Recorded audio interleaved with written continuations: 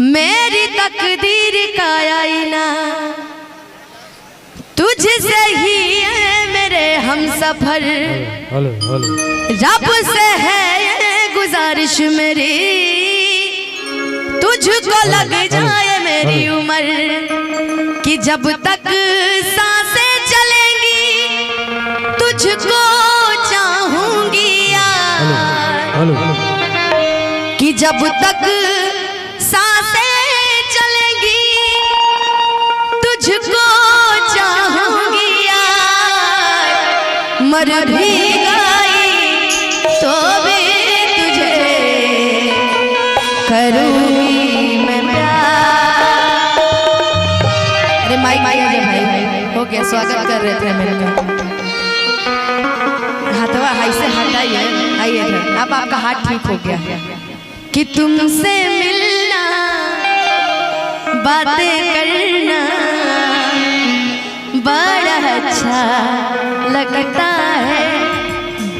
क्या है क्या खबर, हाँ मगर जो भी है बड़ा अच्छा लगता है। हेलो हाँ हेलो कह दिया हम कह दिया वापस कह दिया हम कह दिया। अरे तो भाई तारा गाना पर तू नृत्य करे के बोलो हम अपन उहे गावो हो तो क्या तकदीर का आई गा दिया मैंने आपके लिए। अब देखो आज के जौन मंच बा हाँ कुछ मिजाज दूसर है, बाकी अब तू बोलौले बड़ू तो पहले तारा के संभार ली, फिर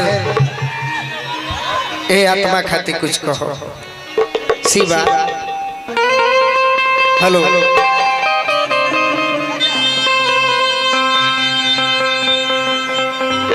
अब अनुपमा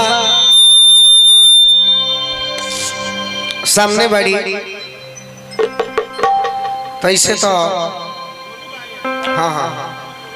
सब गा देता नहीं। अच्छा ही हम ना देखने केहू आज ले आज के प्रोग्राम में एगो टुनटुन भैया के मानत नहीं, एगो अंजनी चाचा के मानत नहीं, अरुण भैया के मानत नहीं। सामने एगो केहू ना कहला कि ही दादा वो आत्मा के ओ महान आत्मा के ठेस पहुंचत हो कि खुशी मिलत हो, केहू ना कहला। खाली लंद फंद में बाल उस्ताद जी मने संगीत से भी जरा लगाव रहल हा। अनुपमा के सब गीत अच्छा रहल तो रउरा सबके हम सम्मान करतनी, बाकी दूगो गीत अभी इनका खातिर कह के और फिर हम जौन हम चाहतनी उहे गाए। माइनर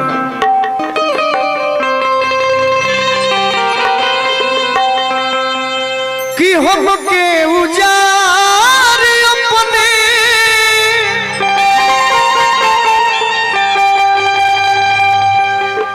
कि हम के उजार अपने अरे बसलुए सुबनिया कवनाइया संग फसलुए सुबनिया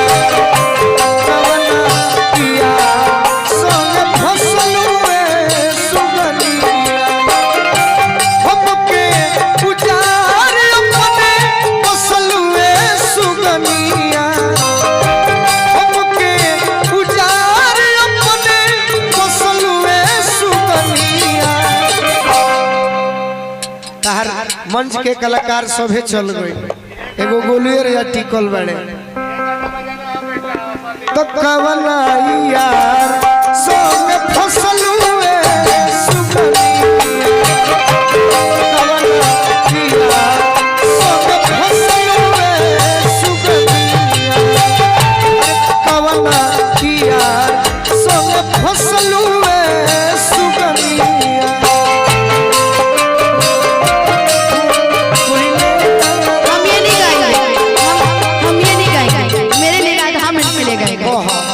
हम यार हैं तुम्हारे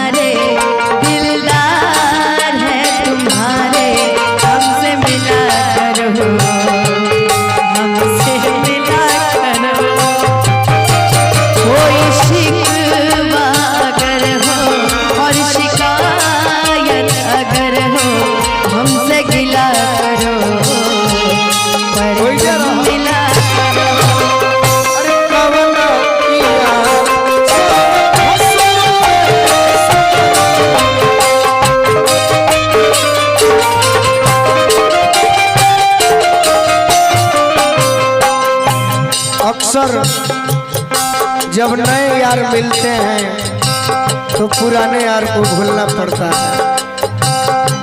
हमके निकाल के दिलवा से अपना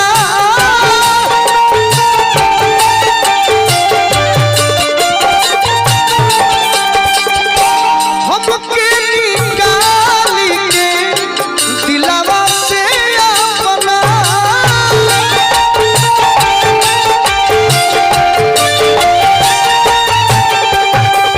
अरे माटी मिला दिहनु सगरी सपना माटी मिला दिहनु अरे माटी मिला दिहनु सगरी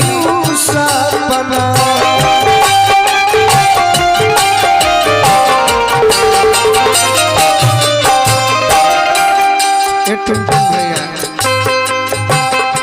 झूठा हूँ के झांसा में तू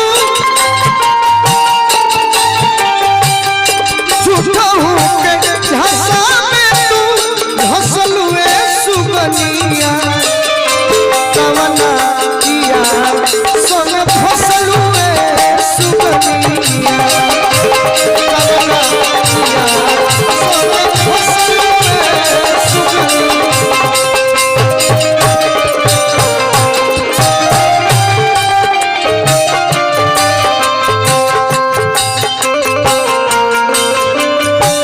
जिया जिया यह सम्मान लगाओ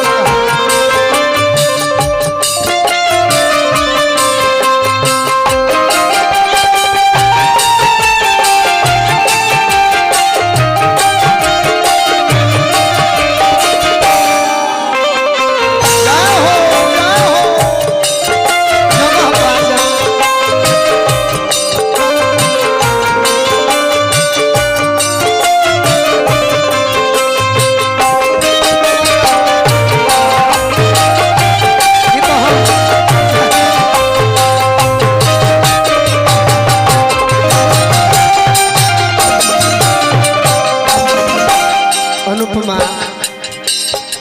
आज तू बताओ कि आखिर गोलू राजा जोरे छल करत तारू तो तहरा संगे मिलल के बा कोह छल कइले बारू के कदा से मिल के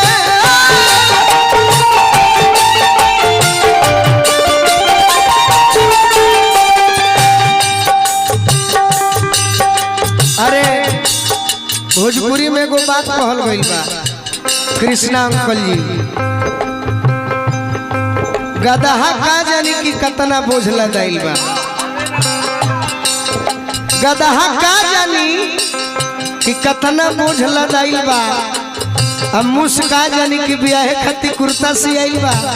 वाह वाह रे गोलू वाह आदमी तो आदमी होइए हो बाकी कुकुर का जानी कि परोजने खातिर आटा सदाइल बा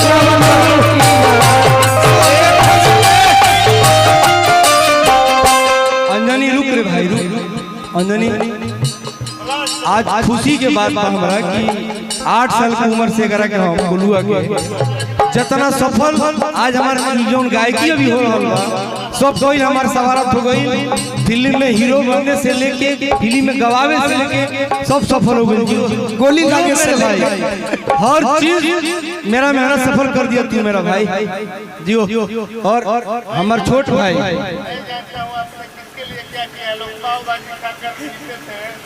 सही बात है सही बात है जियो गोलू गाओ पुरानका ठाठन फोटो लगल बाबा की ये चीज अब चाहिए अब हमनी की चीज ये बा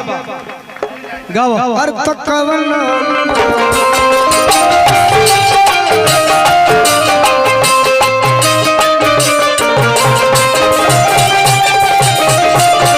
आज बता दो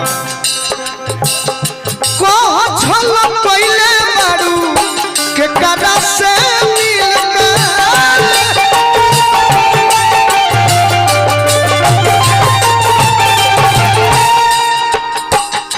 लगे दिलवा दिले बारू